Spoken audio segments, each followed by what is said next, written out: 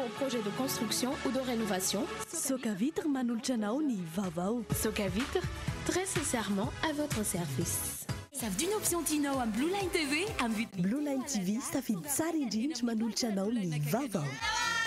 Blue Line TV safidy tsara indrindra. La couche molle fixe est beaucoup plus absorbante que les autres couches connues.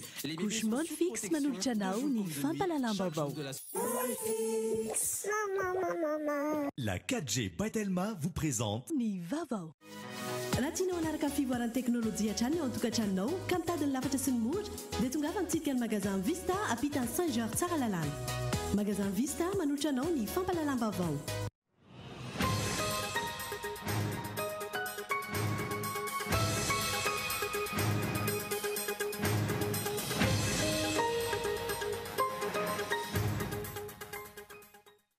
Manoloana ny tsy mbola nivoahany lalàna amin'ny feny fividianana indrindra ny votoatiny sy ny tsy famoahan'ny gouvernement tany datim-pividianana nanolotra volavolan-dalàna ho an'ny mpanao politika ny fiarahamonim-pirenena androany.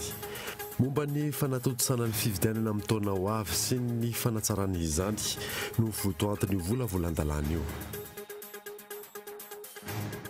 Tsy ho tafantsangana amin'ity fitondrana ity ilay haute cour de justice raha ny hevitry ny mpahay lalàna iray. Zay manaratsy endrika ny Madagasikara eo amin'ny sehatra iraisam-pirenena ny tsy fananganana eo fitsarana manokana eo. Mitohy hatrany ny fampiarana sy fanomezana fiofanana ireo olona manana fahasembanana eo amin'ny fitoeram-pampianarana Centre national de formation professionnelle des personnes en situation de handicap Etsy Ampandrinomby. Navoaka androany maraina ny andihan'ny fandresena.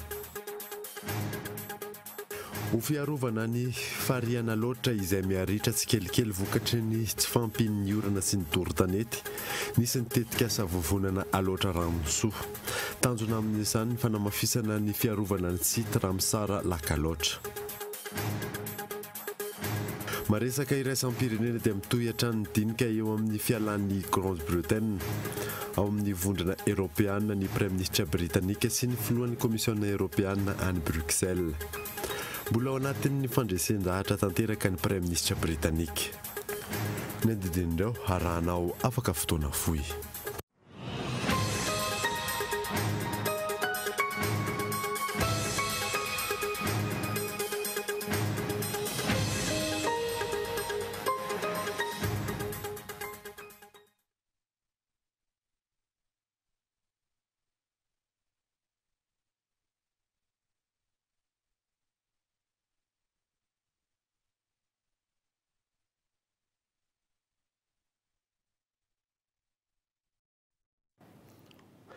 Finaritra tompoko lasy tompoko manasana anaraka ny fampalalam-baovao TV hatramin'ny farany any motsika ny vaovao dia manoloana ny tsy mbola nivoahany lalàna amin'ny feny fividianana indrindra ny votoatiny sy ny tsy famoahan'ny gouvernement tany datin'ny fividianana nanolotra volavolan-dalàna ho an'ny mpanao politika ny fiarahamonim-pirenena tamin'ny ity androany ity momba ny fanatotosana ny fividianana amin'ny taona ho avy sy ny fanatsarana izany ny votoatiny volavolan-dalàna eo. Faradia miantarandriana eo. Valo andro mialohan'ny fahataperan'ny fivoriana ara-potoana eny anivon'ny anteny miram-pirenena. Tsy mbola navoaka ho fantatra hatramin'izao ny votoatin'ny lalàna feny fividianana mialohan'ny andalovana eny amin'ny anteny mirarotoda. Fototra sy ny filaminana mandritra ny fividianana nefa ny fanaovan'io lalàna feny fividianana io ekeny rehetra. Anana moa zava-dehibe ho an'ny firenena io ary mila fitandremana be dia be mba tsy tongavana any amin'ilay problème ao anatin'ny na fividianana hoe crise post-électorale zay fomba fiteny zay. Raha ny seny zany teny hoe mavoahy ny lisy fividianana ny code électoral mbola tsy mivoaka. Zany hoe raha dinina zany tokony raha manao ny code électoral fampitsimbina ny rehetrarehetra mihitsy na toko mpanohitra io na toko anatin'ny fanjakana io na toko izy io na toko izy dia tokony ametraka tsara zay code électoral zay. Zava-dehibe ny iarahana mamolavolan'ny lalàna feny fividianana hoy ny filohan'ny antoko dimy nandritra ity fionana teo amin'ny antoko politika sy ny fiarahamonim-pirenena ity. Eny tsara nge zany zao ty fa misy mahay koa avy aty ambadika.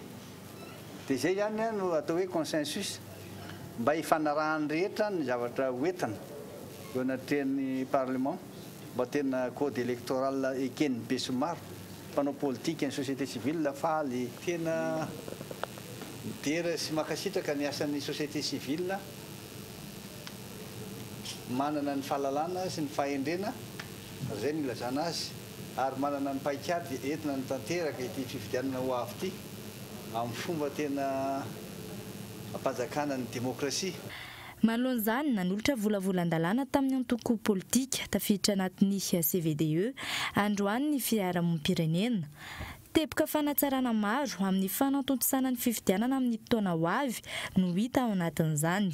Volavolan-dalàna dia ren'le ny akamaroany aloha zany dia ren'le tapaka tamin'ny commission consultative reny ny raisiny dia nisy fanatsarana ihany koa nataony indrindra ao amin'ny fanangonana ny voka-pifidianana. Ny azy moa zany ny objectif dia hoe mba vita ao anatin'ny 90 andro zany le 2 tours le présidentiel zay nataony objectif. Ankoatra ny lalàna feno fifidianana mitaky ny voan'ny datim-pifidianana araky ny andininy 770 anatin'ny lalam-panorenana CVDE. Raha tsy ahivina, nanamafy ny tokony voan'ny datim-pifidianana io ihany koa ny teo anivon'ny Seny omaly. Tsy ho tafatsangana amin'ity fitondrana ity ilay Haute Cour de Justice raha ny hevitry ny mpahalalana iray ankoatra moa dia manaratsy endriky ny Madagasikara eo amin'ny sehatra iraisam-pirenena ny tsy fananganana io rafitra manokana io. Mioramanitra. Herintaona mialohan'ny anatanterahana ny fifidianana filoham-pirenena faharoa amin'ny Repoblika fahaefatra, mbola tsy tafatsangana ihany ilay fitsarana manokana natao hitsarana ireo mpitondra fanjakana na ny Haute Cour de Justice. Maneho endrika tsy fanajana ny lalàna io toe-javatra io raha ny nambaran'ny mpahalalana nanaovana fanadihadiana. Raha ny voalaza ny lalàna 12 volana ao aorian'ny nahavitan'ny filoham-pirenena fianianana no tokony natsangana io fitsarana io. Ny fametrahana ny Haute Cour de Justice dia mazava ho azy fa anisan'ny zava-dehibe ary tena tsy azo itifirana amin'ny fametrahana ny tany-tan-dalàna satria ny mpitondra mihitsy zany no tsy maintsy ho feheziny ilay antsoina hoe Haute Cour de Justice ary hiaran'ny lalàna raha ohatra ka misy fanajana izay. Raha tokony izy araka lalam-panorenana zany dia herintaona aorianan'ny fianianan'ny filoham-pirenena moa zany tokony napetraka iny. Izao antsika efa 4 taona zany hoe herintaona alohan'ny fifidianana. Ny tenako aloha dia mieritreritra fa tsy misy intsony zany fametrahana ny Haute Cour de Justice zany. Dia raha tsy mahafantatra rehefa fa ny rafitra rehetra tokony mafeno ampikabana ao efa hitsangana daholo fa ilay fametrahana avy any amin'ny filoham-pirenena zany no mbola tsy misy ary ny fahitako azy aloha dia tsy ho misy mihitsy izay zavatra izay alohan'ny fifidianana. Misy fiantraikany ratsy na eo amin'ny sehatra iraisam-pirenena na eo amin'ny sehatra anatiny ny fahataran'ny fananganana io rafitra hitsaran'ny mpitondra io. Ny ato anatiny zany aloha dia fahitana azy dia tsy ampy intsony ny fitokisan'ny vahoaka na ny fitokisan'ny mpanao politika ireo mpitondra satria zareo mihitsy zany tsy tiany mifehezin'ilay lalàna dikan'izay zany izy mihitsy tsy te hametraka an'ilay ataontsika hoe tany-tan-dalàna. Raha amin'ny lafiny iraisam-pirenena koa zany efa matetika ihany zany ny mpiara-monimborantoka Madagasikara no milaza fa tsy maintsy apetraka io tsy ny ainy moa zany ny olona tokony ametraka azy tanatin'izay fotoana izay ka izay koa mety anisany zany midiscrédité an'ilay tokony hoe mpitondra manaja ny tany-tan-dalàna. Raha ny zava-misy eto amin'ny firenena amin'izao fotoana izao no jerena, efa feno avokoa ireo fepetra ahafahana manangana ny Haute Cour de Justice. Ny tsy fisian'ny finiavana avy amin'ny mpitondra ny amin'ny tokony hananganana fanjakana tan-dalàna no isan'ny antony mampitarazoka ny fananganana io fitsarana io. Ho an'ny mpanara-baovao, taotry ny hiaran'ny lalàna ny amin'ny fanodikodonam-bolam-panjakana sy ireo raha mafana no andikana sy tsy fananganana ny Haute Cour de Justice tao anatin'izay efa taona mahery izay. Mitaky ny hamerenan'ireo tombontsoa tokony ho azon'ireo ben'ny tanàna eto Analamanga manoloana ny fanafaonana izany efa ho volana vitsivitsy izay manao antsoavo araka izany izy ireo amin'ny tokony hijerena akaiky io raharaha io. Mioramantratrana. Nofoanana tamin'ny alalan'ny note navoaka ny ministeran'ny fitantanam-bola sy ny teti-bola ny volana aogositra lasa teo ireo tombontsoa rehetra tokony ho an'ny ben'ny tanàna sy ny filan-kevitry ny tanàna eto amin'ny faritra Analamanga. Tafiditra ao anatin'izany fanafoanana izany ny tambikarama, ny tombontsoa amin'ny fivezivezena sy ny fanaovana asa sosialy isan-karazany. Raha ny faneho-kevitra ireo ben'ny tanàna mikasika io fanapahan-kevitra io androany, miteraka fahasahiranana eo amin'ny fampandehanana ny raharaha eo anivon'ny kominy io fanapahan-kevitra io. takian'ireo be ny tanàna ireo araka izany ny amerenana ireo tombontsoa ireo sy ny ametrahana ny maha-olom-bo fidy azy ireo amin'ny toerana tokony hisy azy. Maro araka izany asa fampandrosoana tsy azon'ireo be ny tanàna atao intsony manomboka izao. Tsy azonay atao intsony ny mampiantso anareo mpiara-miasa aminay indrindra atao amin'ny manjery mpanao gazety ny hoe tongavana amin'ny commune misy anay ilazanay ny vaovao satria tsy azonay atao intsony keo ny mampiasa ny ohatra hoe ny indemnité zay le avantage ahoana moa iantso anao zany dia tsy maintsy makany amin'ny toerana misy anareo fa tsy afaka miantso anao amin'ny alalan'ny finday satria foana la indemnité sy ny avantage mombanay tsy afaka makany aminao satria bisikileta anao azoko ampiasaina satria raha ny carburant tokana aminao dia tsy azonay atao ka inona zany no ahafahanay mifanerasera amin'ireo vahoaka indrindra rehefa anonjy any reny atao hoe tournée ataony be ny tanàna any amin'ny toerana izay misy azy ireny everinay fa sakana ho afampandrosoana ny atao hoe fanakatsakana na ny fametrahana ny lalàna io mba tsy ahafahany be ny tanàna satria zao ny fahitanay azy dia hoe tsy mipetraka ny fampatokisana eo amin'ny samy mpitantana ny tetanindrazana ity. Androany maraina no nisy ny fivoroim-be nataony mpikamba ny be ny tanàna eto amin'ny faritra Analamanga fikambanana izay ahitana be ny tanàna misa 430 nisy nandritra io fivoriana io ny tatra momba ny zava-bita ho an'ny taona 17 teo ihany koa ny faneho-kevitra mikasika ny olana sedrainy isaky ny komina tsirairay. No ny kolokolo manjaka eto amin'ny firenena no antony lehibe tsy mahavoaja ny zon'olombelona mbola lavitra ny ezaka ho an'ny Madagasikara amin'ny fampanjakana izay zon'olombelona izay fanadiny setra randrianazy. Tsy voaja ny zon'olombelona noho ny kolokolo raha ny eto Madagasikara manoka anisan'ny tranga matetika fahita eto amintsika ny resaka fitsaram-bahoaka izay manitsakitsaka tanteraka ny zoma-olona ary isan'ny elo-kararahany lalàna. Nanambarana teo anivon'ny fitsarana fa mila ezaka ny fanafanana izany eto Madagasikara. Ny resaka fitsaram-bahoaka aloha dia tsy vita vetivety ihany koa fa fitaizana lava be io satria zaina hoe tena ezaka à long terme mihitsy ny azo anaovana zany satria efa miely be raka Madagasikara izy io nefa natomboka zany dia ny fampafantarana ny olona ny mahatsiara-dalàna ny fitsaram-bahoaka satria misy ohatrany hoe misy hevitra diso ihany ny fandraisan'ny olona azy hoe fitsarana dia ohatrany hoe tsara dia hevitra hoe fitsarana dia niraisina hoe tsara fitsaram-bahoaka dia nampafantatra fa fandikan-dalàna tsara-dalàna fanaovana fitsaram-bahoaka. Nanisy aza ireo fifanarahana maro samihafa nosony avy ny Madagasikara mikasika ny fanajana ny zon'olombelona rehefa tsy mipetraka ny fanjakana tan-dalàna ary mbola fanitsakitsahana ny lalàna velona dia toy ny rano nararaka an-damosingana avokoa ny ezaka rehetra ny Mariana Androany andro iraisan'ny pirenena ho an'ny zon'olombelona.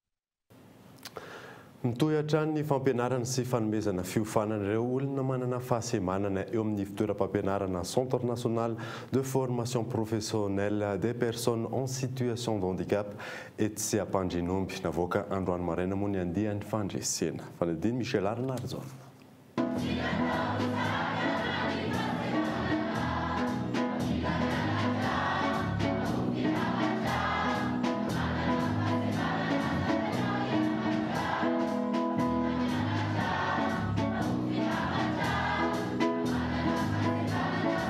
Toyatrany ny fanazavana ny fanomezana fiofanana ho an'ireo olona manana fahasembanana eto anivony CNFPPSH mizotra tsara ny fampiofanana ny fitaovana hatreto no mbola mipetraka olana noho tsy fahampiny. Hoe olana angambany any fitoerana dia ny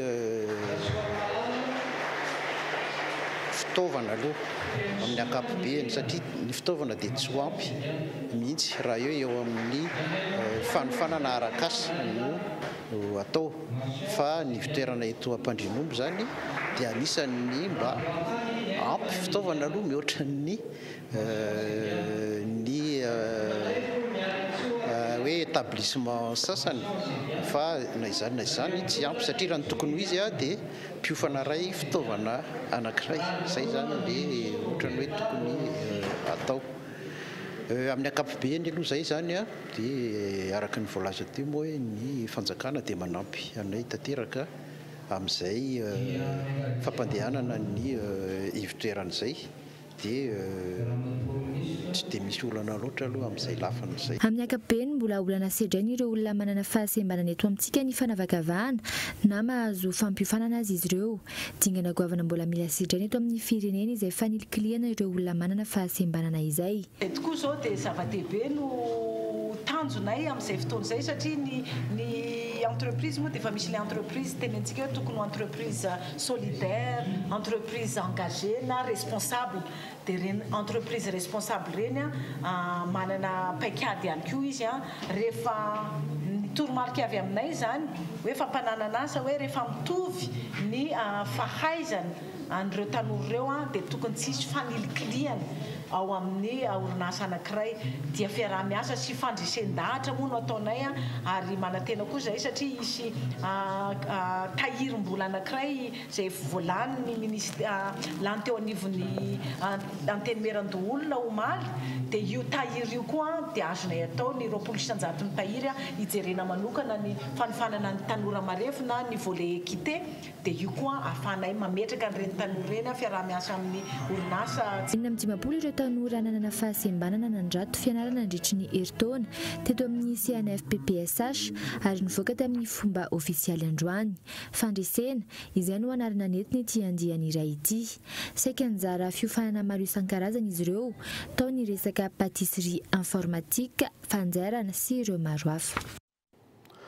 Lafim-baovao hafa kosa indray dia ho fiarovana ny fariana loatra izay miaritra tsikelikely vokatry ny tsy fampin'ny orana sy ny dorin-tanety misy ny tetikasa aloatra ranosoa tanjona amin'izany fanamafisana ny fiarovana ny site Ramsara Lakaloatra. Farendila Albertin Ramiala Rivo. Mampalaza ny faritra loatra mangory ny fariana loatra.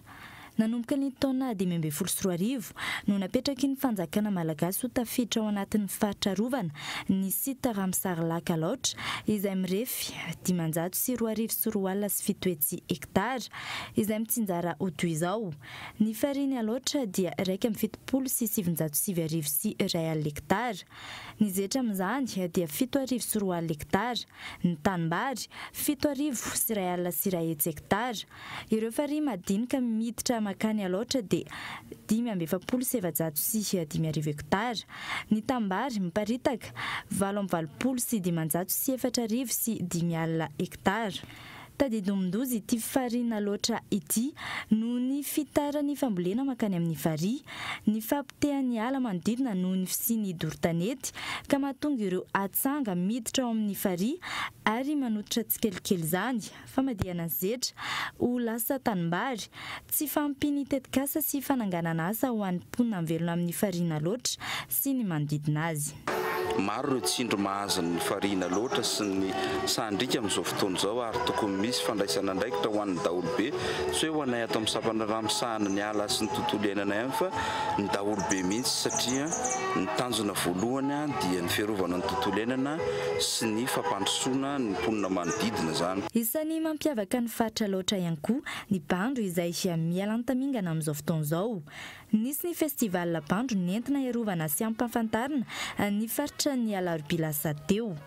Tafapetraka ihany koa ny vovonana aloatra ranosoa izay mampiray ny mponina loatra eo amin'ny asa fiarovana ny tontolo iainana sy ny asa fivelomana ary ny kolotsaina sy anaka novatsy ny GEF-SGP vola entina hiaro ny site Ramsara Lakaloatra mandritra ny folo-taona. Tafiditra ao anatiny ireo asa fiarovana ny tontolo iainana tsy maintsy atao aty amin'ny faritra loatra ny fiarovana ny bandro satria ny anisany mampiavaka ny site Ramsara loatra ka ny akon'izay zany dia hoe afaka miray feo amin'ny fiarovana an'izany site Ramsara zany amin'ny alalan'ny loatra ranosoa ny mponina rehetra aty amin'ny faritra loatra ary manomboka mahafantatra ihany koa fa tena rena miavaka ho ana loatra ny bandro ka mba anana an'izay hoe toe-tsaina ho tompony sy ho saro-piaro amin'ny fiarovana azy izay. Afaka 10 na 20 taona raha tsy misy ny fandraisana andraikitry ny tsirairay sy ny mpitondra hiara entana amin'ny fiarovana ity valan-javaboary ity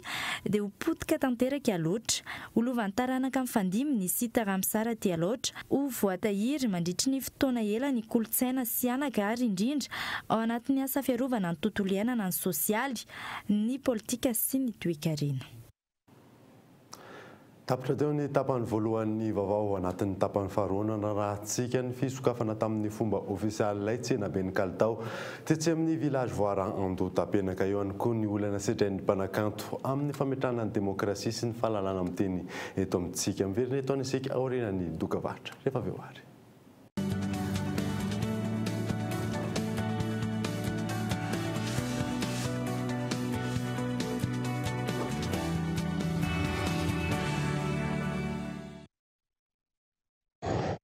Briquet Bic. Comptez sur Bic. 3000 allumettes équivalent à 2 briquets sans marque ou à un seul briquet Bic Maxi. Briquet Bic. Comptez sur Bic. Faites le calcul. 3000 allumettes équivalent à 2 briquets sans marque ou à un seul briquet Bic Maxi.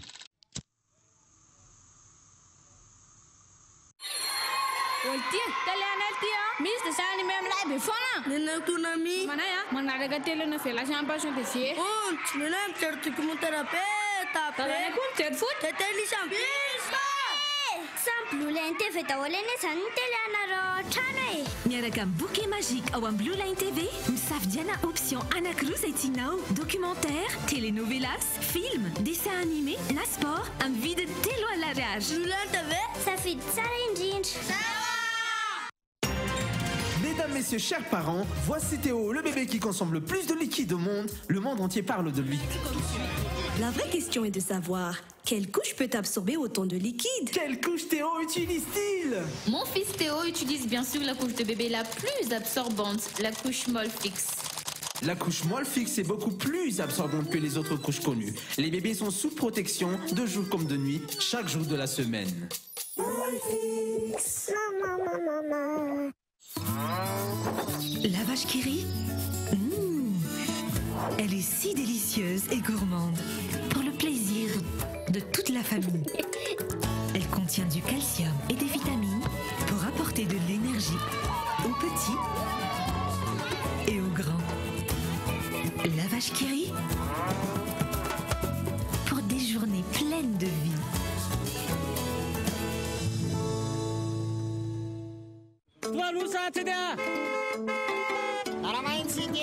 Ampiko hiakatra ao anaty taxi be ny olona manana fahasembanana ara-batana. Ho antsika sofera, tena leo mba omena toerana voatokana foana ny mpivoaka sanjoky olona rehefa ao taxi be. Miala nosy, aleo miteny foana isaky ny ary mba ho fanampiana ny jambo. Manaja tompoka, mba raisy kely ty olona manana fahasembanana ra-tsainy ty sofera aloha fa sahirana izy ary. Ndao ifanampy, ndao ifanohany satria olona aloha vao manana fahasembanana.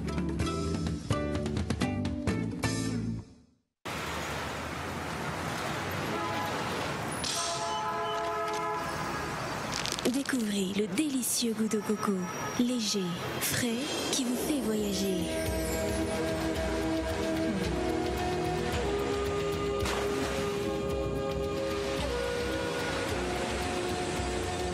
Bounty barre chocolatée, noix de coco, chocolat. Bounty, un goût de paradis. Trop cool! Garde le contact avec tes amis. Choisis Yellow! Profite du bonus exceptionnel de 100 SMS à seulement 100 ariards. Tape le dièse 322 étoile 67 dièse. Telma, numéro 1 pour les jeunes.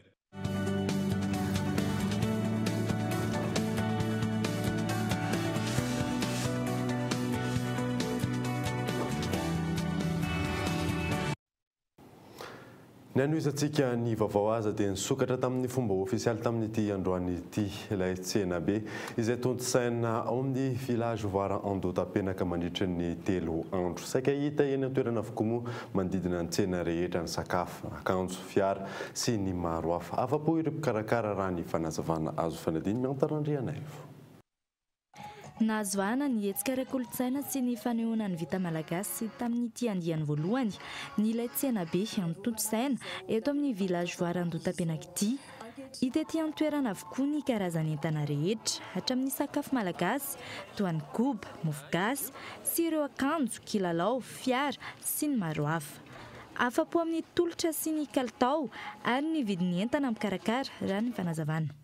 Dia miara-mientana aminay mpikarakara ireo exposant rehetrarehetra ary azo lazaina fa tena mahafapo-sahady amin'izao andro voalohany amin'ny laitsena be ny kalitao zao. Anatin'ny laitsena be moa zany misy hetsika maro izy ity hetsika ara-baritra ara-kultoraly namena vahana tokoa ny hoe ara-kultoraly ary anomezana fankasitrahana ho an'ireo izay mendrika indrindra orinasa mendrika indrindra dia misy ireo anatin'ilay hoe concours des meilleurs produits de l'année misy ny mari-pankasitrahana izay voatolotra amin'ny andro farany amin'ny hetsika laitsena be. Misy tokoa satria arak'izay kalitao izay ihany koa dia tena anatin'ny critère ny resaka prix dia maro ireo tolotra ireo mpiantsehatra ireo mpamparanty-entana izay tena manome tokoa ny fihenam-bidy anatin'ny laitsena be. Stand miisa 700 miteto mandritra ny 3 andro ity laitsena be ny kalitao ity. Andro any no sokafana tamin'ny fomba ofisialy izany ary farana ny 10 volana Desambra ho avy izao.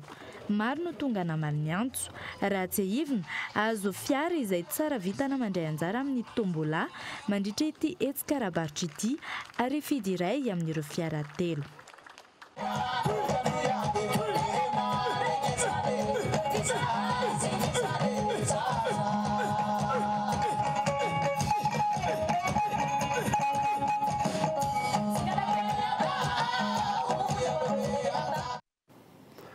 Vita io maraina io ny fanaovana soni ny fifanekem-piara-miasa eo amin'ny fananganana sekoly eny amin'ny Fokotany Ambohidrano Nord, commune Behentsy teo amin'ny orinasa Mado sy ny commune Behentsy fanadiny Andra Arson. Ankoatra ny fanamboarana tohadrano hanome herinaratra eny Arinandriana dia nanao sy ny fifanekem-piara-miasa ho fananganana sekoly eny amin'ny Fokotany Ambohidrano Nord, commune Behentsy androany maraina teny amin'ny toerana misy ny orinasa Mado, mpamokatra ny rano fisotro Santos sy ny ST ity orinasa ity ary ny commune Behentsy. Fanazavan'ny tale jenerali ny orinasa Mado, Razafitsalama Made. Ny sekoly manaraka ny toromarika manara-penitra ny eo Ambohidrano Nord. Izay hitanareo io le tohadrano hitondrana herinaratra ho amin'ny vahoaka ny Ambosary dia Momarana dia raha ohatra moa misy ambony dia ny usine marina ihany satria ny teneniko teo hoe mijaly ihany zay amin'ny délestage dia amin'ny usine dia misy ambony moa dia amintsika anjerama ny politika ny amin'izao fotoana moa le hoe transition énergétique dia miala amin'le groupe électrogène mandeha amin'ny gasoil fa miroso tsikelikely io amin'le herinaratra énergie propre renouvelable et durable. Naneho ny fankasitrahan'ny fiara-miasa misy eo amin'ny commune City orinasa ity ny ben'ny tanànan'ny Behentsy, Randriamielsan Michel Edouard. Dia ny fizarana tombotsoa amin'ny vahoaka sy ny orinasa io zavatra mitranga io izay nanaovantsika convention sociale ny accord teo ho amin'ny asa sosialy izay ataon'ny orinasa Mado dia ny fizarana izay tombotsoa izay amin'ny alalan'ny fanaovana fotodrafitrasa toy ny sekoly izany izay ao ataony amin'ny taona 2024 sy ny fanatsarana ny asa fampidiran-drano ho an'ny Fokotany anankiray izay misy ny ranotran-drany orinasa Mado amin'izany toerana izany.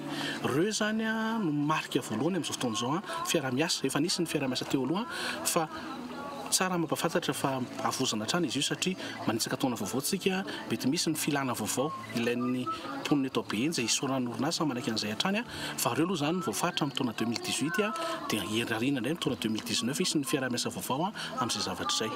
Nanamafatra ny talen'ny orinasa Mado fa vonona trany ny orinasa sy ireo mpiara-miasa aminy toy ny ONG Mada H2O anampy ireo mponina eny an-toerana ho fampandrosoana ny mahaolona.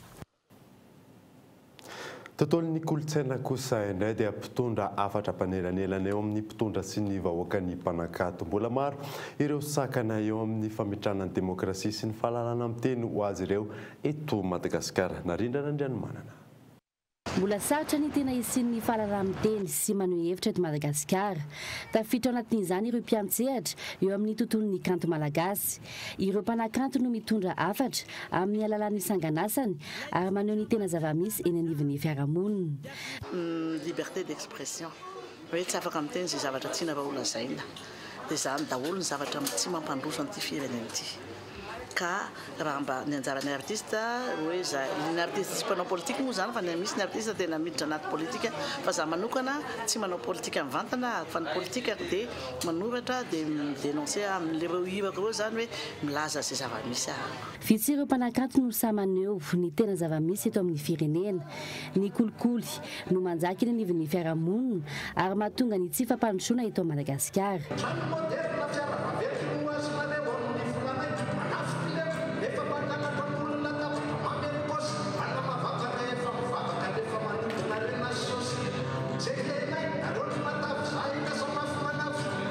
Dikan'izay zay ny artiste dia manao asa ezabe amin'ny firenena anefa tsy mba hoe ny fanjakana zany tsy mahatsapa zay zavatra zany ay moa tsy atsapana zany fa hoe bon misy eo amin'ny andro maro ny fanakanan'ireo mpanakanto anio hevitra amin'ny alalan'ny isanganasany.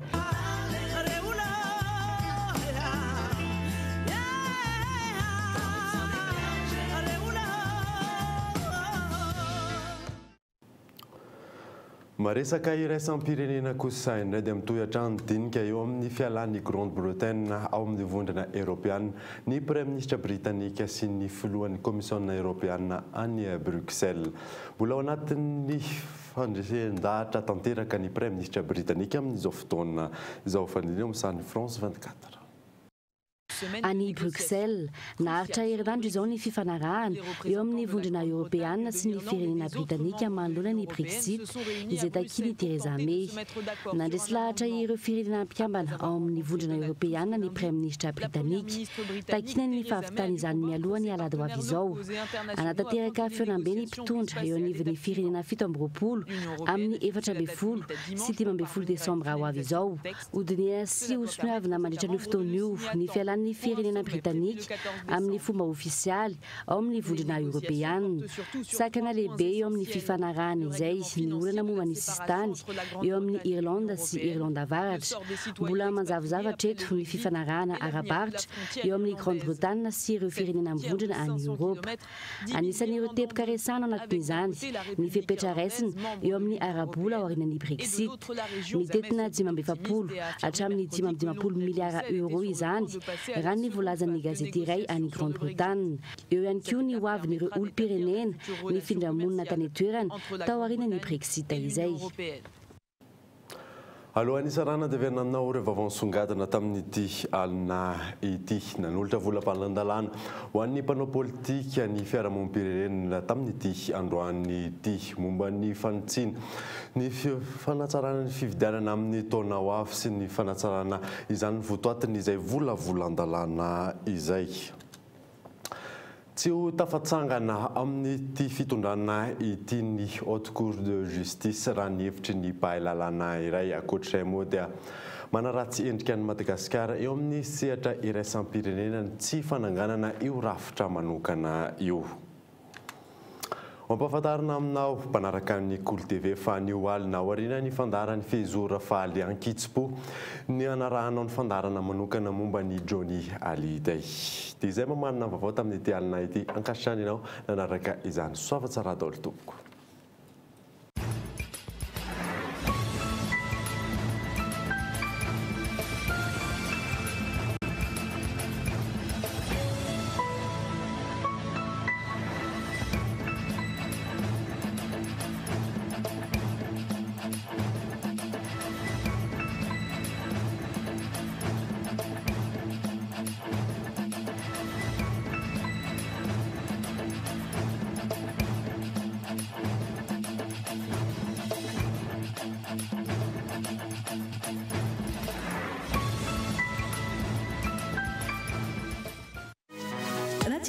fivoaran'ny teknolojia hatrany ao an-tokantranonao ka mitady ny lafatra sy ny mora dia tonga fa mitsidika ny magasin Vista ampitany Saint-Georges tsara lalàna. Narahinao teo ny vaovao niaraka tamin'ny magasin Vista. La 4G by Telma vous a présenté Ni vaovao. La couche molle fixe est beaucoup plus absorbante que les autres couches connues. Narahinao teo ny fampalalam-baovao niaraka tamin'ny couche molle fixe. Saf d'une option Tino am Blue Line TV am but ny vaovao dia niarahanao tamin'ny Blue Line TV safidy tsara indrindra. Plus lente avec ça fait ça indindre. Pour tous vos projets de construction